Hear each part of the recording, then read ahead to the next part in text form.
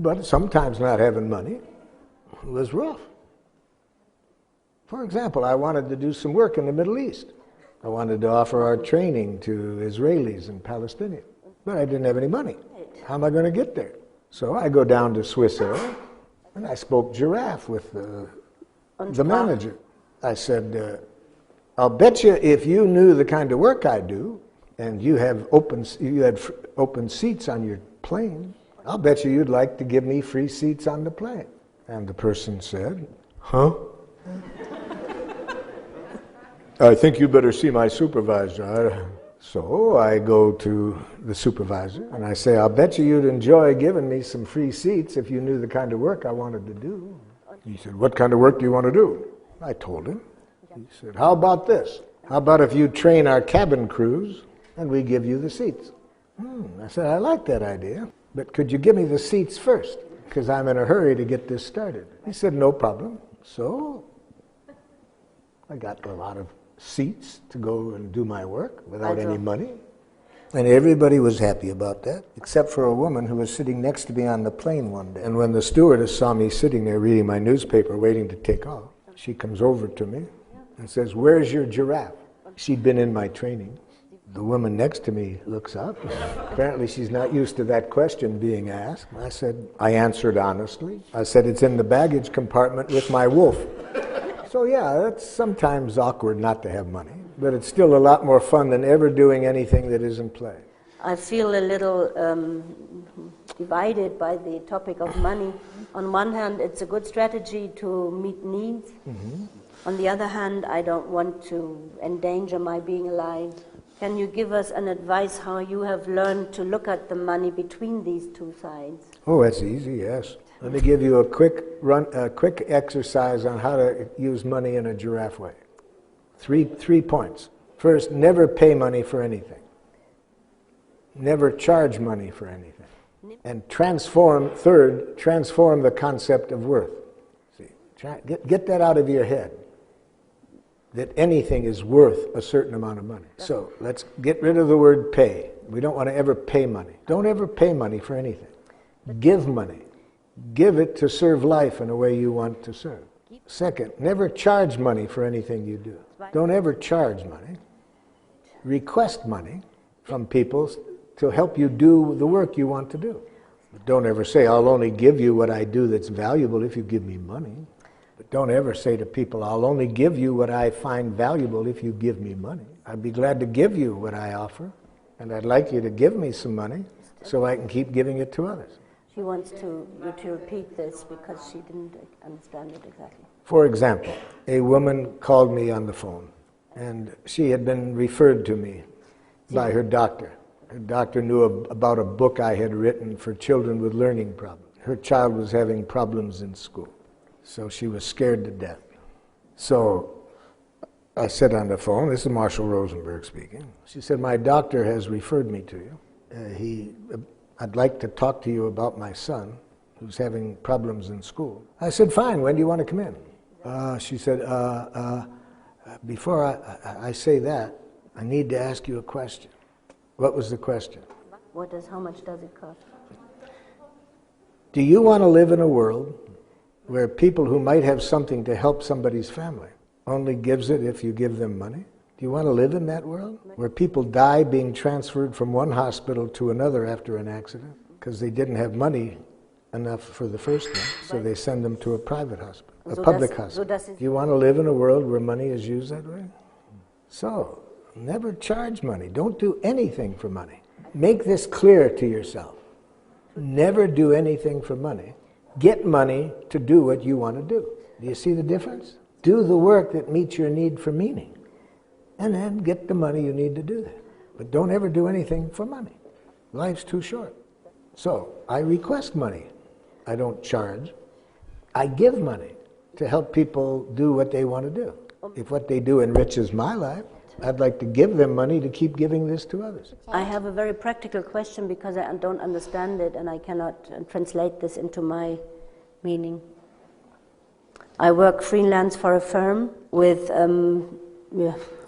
vitamins that are really very good. They gave me very much health. and I really want to talk about this to everyone, kaufen. but I cannot give those things as a present to everyone. I also have to pay for these things. I have to buy them. I cannot go to the firm and say, I need the stuff because I want to help someone. I see my task in showing all the things that you can accomplish with this. I give a chance for everybody to get it to the same conditions or price as I do. But when someone says he wants this and doesn't want to do it this way, he has to pay because I cannot, How should I do that? I can explain what it was like for me. I can explain to him what good it will do for him. And here is my prediction. Whatever you're doing, if it serves life, and I can see that you are confident that this serves life. So I say to this person, I hear the problems you're having. I'm really confident these pills will really help your health. I'd like to give them to you. And I can give them to you because other people who have been benefited by this give me money so I can keep giving this to people. So I'd like you to tell me whether you would enjoy giving me some money so I can keep giving this to people. But before you answer that question, would you tell me what you just heard? Are you mentally ill? I guess this is the first time you've had this interchange about money? This is weird. So it may take me 3 hours before we can get this clear. It's such a radically different concept. One place I was staying, a private residence in San Diego, California, and the woman agreed to handle my schedule when I was working there.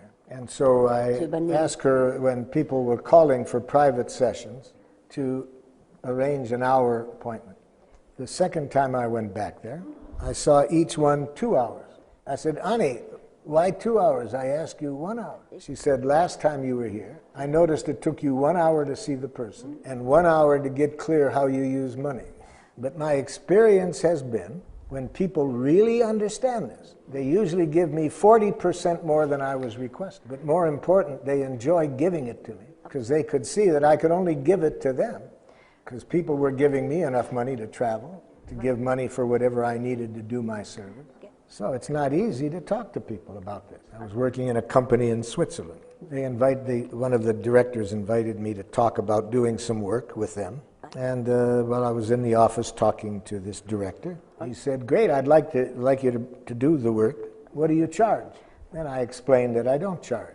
I'll be glad to tell you what I'd like to receive, and I'd like to know what you'd enjoy giving me. And if there's a conflict, I'm sure we can work that out. He said, I thought you were going to say something like that. When I heard you at my church, I thought you'd say something like this, and I really like it. But in this company, if I go to my supervisor, they'll just want to know your charge. I wouldn't know how to explain this to them. I said, look, I'll tell you what I would like. And you, if you want me to come and do this, however you want to deal with the money within your company, that's your business. So he said, okay, what would you like? I told him. He said, oh, that's a problem. If I go to my supervisors and tell them that's what you'd like, they'll think you're not worth anything. Most of our consultants ask for 3 times that. I said, look, if you want to give me 3 times that, I'll take it. But I just need you to know that I don't do anything for money. I can do it without money for your company because other people give me money. So they gave me 3 times what I requested. But some people that don't have any money ask me to give them money so they can use my services.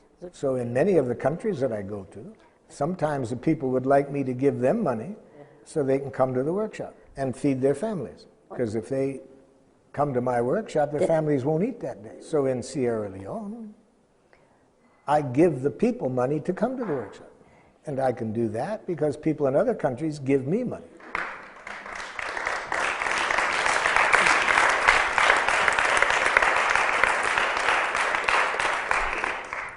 So never do anything for money. Do that which meets your need for meaning and request the money you need to do that.